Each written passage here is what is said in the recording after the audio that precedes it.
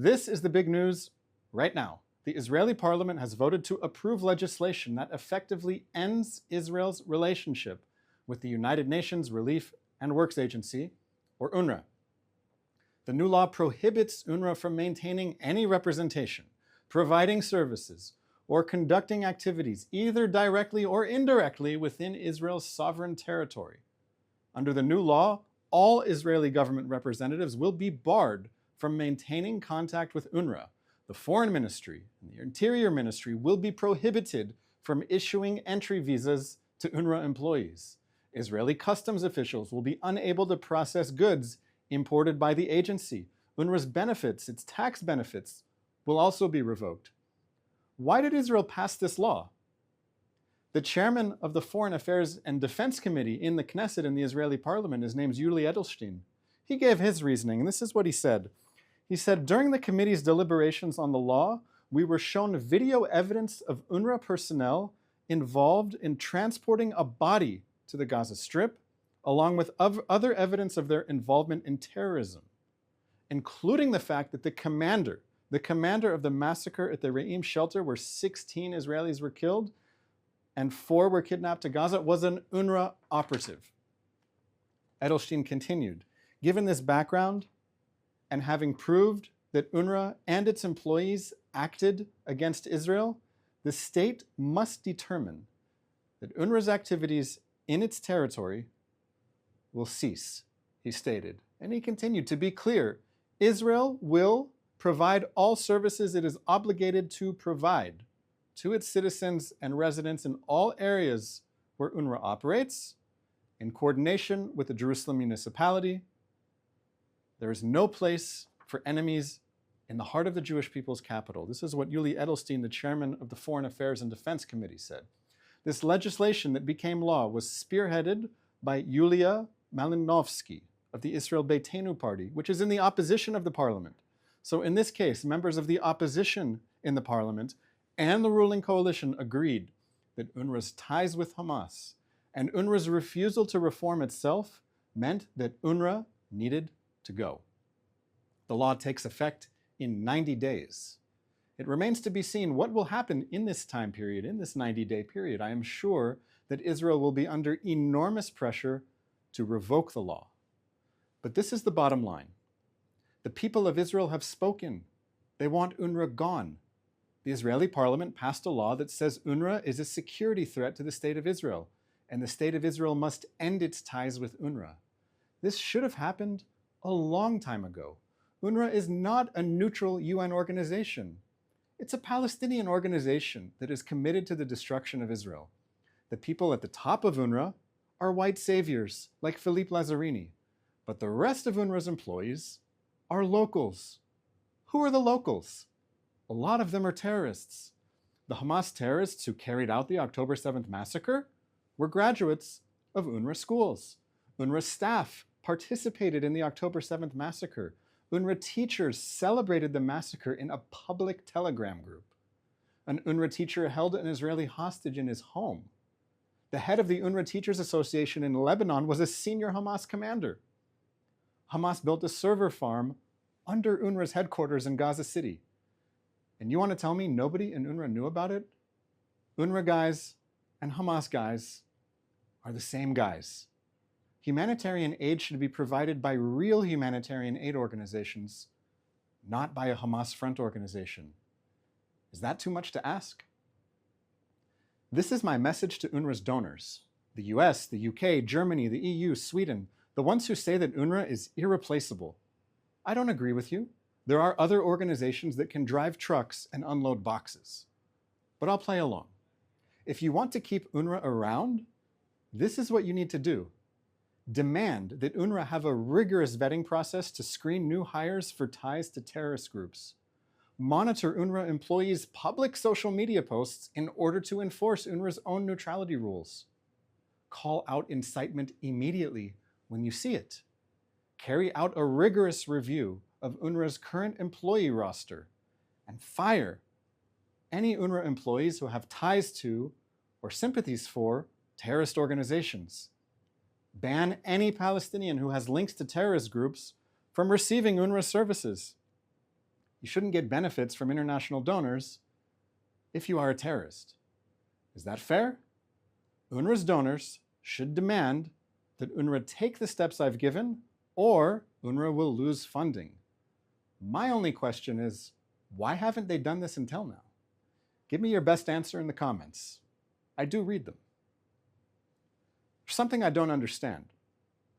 The Palestinian government in Gaza, that's Hamas, had enough money to build a war machine that could carry out a surprise invasion and then fight the Israeli military for a year. But you want me to believe that the children of Gaza needed international donors to pay for their education? It makes no sense. If the issue is providing humanitarian assistance for the people of Gaza, then there are other UN agencies for this very purpose, such as the World Food Program, World Health Organization, UNICEF, and others. Could it be that the humanitarian issue is just an excuse? Is the real objective something else? I think yes. Here's a hint of UNRWA's real agenda. I saw on the UNRWA website, you can go to it right now. It says, quote, more than 2 million registered Palestine refugees live in Jordan. Most, but not all, have full citizenship. Refugees with full citizenship? You're not a refugee if you're a citizen of the place where you live. Why are these fake refugees called refugees? It's because they insist that the only solution for them is to immigrate to Israel, dissolve the state of Israel, and change its name to Palestine. From the river to the sea. They are fighting for the destruction of Israel. UNRWA is a political organization pretending to be a humanitarian organization. We need to demand more from UN institutions if we want a future with less war. Let's take some questions from our audience watching live on social media. For our first question, we have Sufyan Mubarak asking, if UNRWA were removed, how would Israel ensure that the same issues do not repeat themselves and that terrorists don't take control of any replacement organization?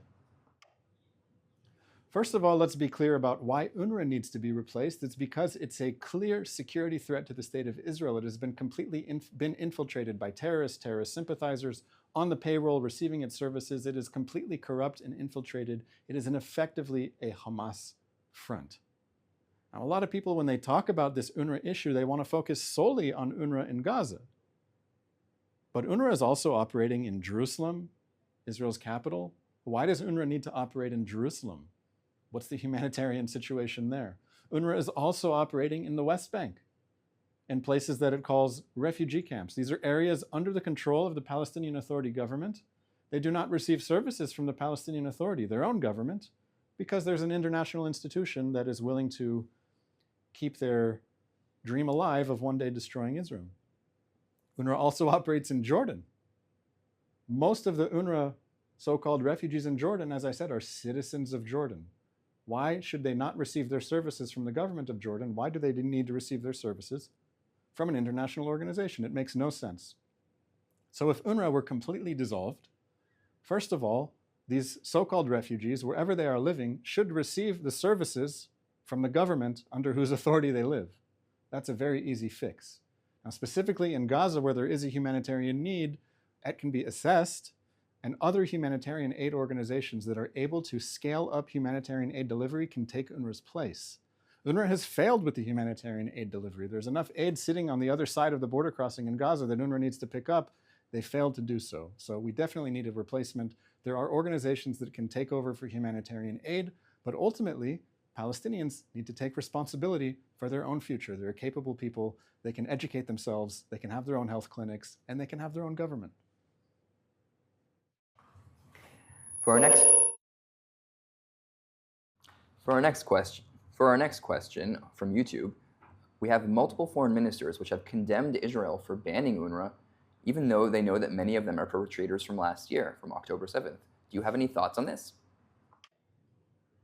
Yes, I have noted that Israel is under enormous pressure from many important countries to keep UNRWA in place. Talking about the US, the UK, Germany, France, many others have issued statements pressuring Israel to not pass this legislation. But I think it's very important that Israel has taken the step to say that we are going to make decisions by ourselves, about ourselves, for ourselves, and other people are going to have to deal with it.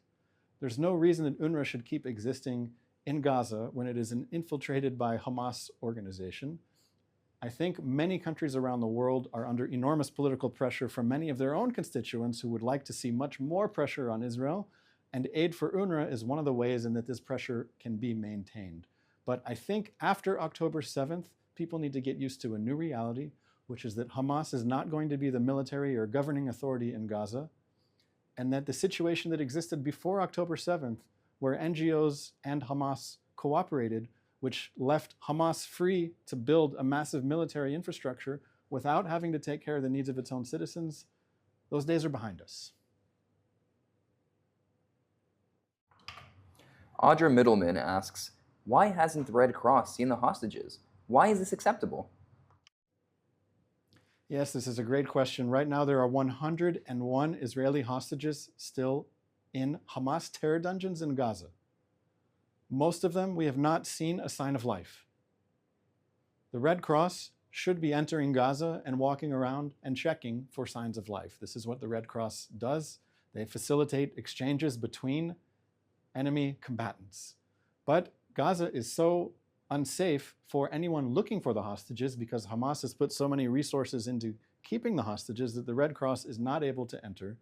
And it's quite unfortunate that this is the situation, but it just goes to remind us that Hamas is a barbaric terrorist organization. It has no regard for human life, no regard for international humanitarian law, no regard for the laws of war, and it is holding hostages, including a baby, in barbaric conditions without visits from the Red Cross. It's time that the entire world put pressure on Hamas, and especially pressure on those countries that can pressure Hamas. I'm talking about Qatar, Turkey, Iran, even Egypt. The message needs to be made clear that the hostages need to be freed immediately.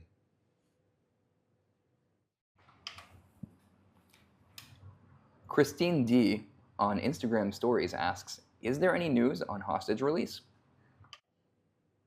There's no clear news about hostage relief, but I have seen some headlines about new negotiations. Now, why might there be a little bit of optimism or at least some hope that maybe the current round of negotiations could end differently from how previous rounds ended, which was with virtually nothing? The main answer being that Hamas leader Yahya Sinwar is off the scene. He was killed by Israeli forces. And now the big question for Hamas and for anyone who wants to reach and communicate with Hamas is who's really calling the shots? Who's really holding the hostages? Who's really answering to Hamas officials in Qatar? So I think what Israel is doing now is trying to find out if there is a way to communicate with those Hamas guys who are still holding hostages. And Israel, the prime minister, has offered amnesty to any Hamas terrorist who is holding hostages, amnesty for the Hamas terrorist if the hostages are released. So this is the deal that's already on the table. More negotiations are ongoing. We'll have to wait and see how they end up. The Iranian news is reporting that Hezbollah has appointed a new head, Naim Qassem, and that he's currently located in Tehran. Do you have any comment on that? Yes, well, it's not surprising that the new Hezbollah leader is in Iran. I think there are a few reasons for that. There have already been multiple Hezbollah leaders that Israel has eliminated in the past month or so. Hassan Nasrallah and his successor and so on. Hezbollah has been heavily damaged at the top of the organization. So it's not really safe to be the leader of Hezbollah because Israel is coming after you because you've been coming after Israel for the past year. So where might a Hezbollah leader find safety? It makes perfect sense that they would try to find safety in Iran. A lot of people are in some kind of denial that Iran orders Hezbollah, that Iran funds Hezbollah and trains its fighters. It's quite obvious now with the Hezbollah leader operating from outside of Iran. There's heavy coordination between Iran and Hezbollah. Often Iran also tries to distance itself from certain things that Hezbollah does, such as flying a suicide drone into the house of the Israeli prime minister, right? There was an attack by Hezbollah on the Israeli prime minister, an attempted assassination, and Iran tried to distance itself from this attack, but it's very obvious that Iran is coordinating everything. There are Iranian officers in Lebanon, and now we know that Hezbollah's leader is in Iran. So Iran is a widely known international state sponsor of terrorism, and we're under attack from the Iranian regime and its proxies on now 8 different fronts. For our last question, we have reports from Israeli EMS that an Israeli Arab was killed today by a Hezbollah rocket strike in northern Israel. Do you have any comments? Yes, I saw this news just as I was about to start my daily briefing. The rocket fire from Lebanon continues. Hezbollah has fired thousands of rockets from Lebanon into Israel, and the focus of these rocket attacks is in northern Israel, close to the border with Lebanon, where there's more than 60,000 Israelis that have fled their homes, but many Israelis are still living in northern Israel, and they are within range of Hezbollah's rocket attacks. And it happens to be that the central part of northern Israel is a heavily Arab Muslim area. The citizens of Israel there are Muslim Arabs. Hezbollah does not care at all about human life. Hezbollah has been operating in Syria on the side of Bashar al-Assad to crush the rebellion in Syria, killing countless civilians, Muslims, Arabs, and so on. It's doing the same in Israel. Hezbollah only cares about preserving its power and that of its backer, Iran. So it remains to be seen still how this war in Lebanon could end. What Israel's demands are is that Hezbollah back off from the border, disarm, that southern Lebanon be free of armed groups. Aside from the actual government of Lebanon, there's intense diplomatic conversations going on right now. From what I understand, the Israeli government is demanding that in any possible ceasefire, that it maintain some kind of freedom of action in Lebanon to prevent Hezbollah from doing what it did so well, which is rearming, rebuilding, entrenching itself in southern Lebanon, and putting the entire region at risk. I want to thank all of you for your questions. If you have any more, you can try to tag me. I'll answer what I can. I do read the comments. We are back tomorrow. We are live here tomorrow, 3 p.m. Israel time, which is now 9 a.m. on the East Coast, because Israel is on Standard Time and the East Coast is still on Daylight Savings Time. So it's 3 p.m. in Israel tomorrow, 9 a.m. on the East Coast. This has been the live daily briefing. I'm Daniel Rubenstein. Thank you so much for watching.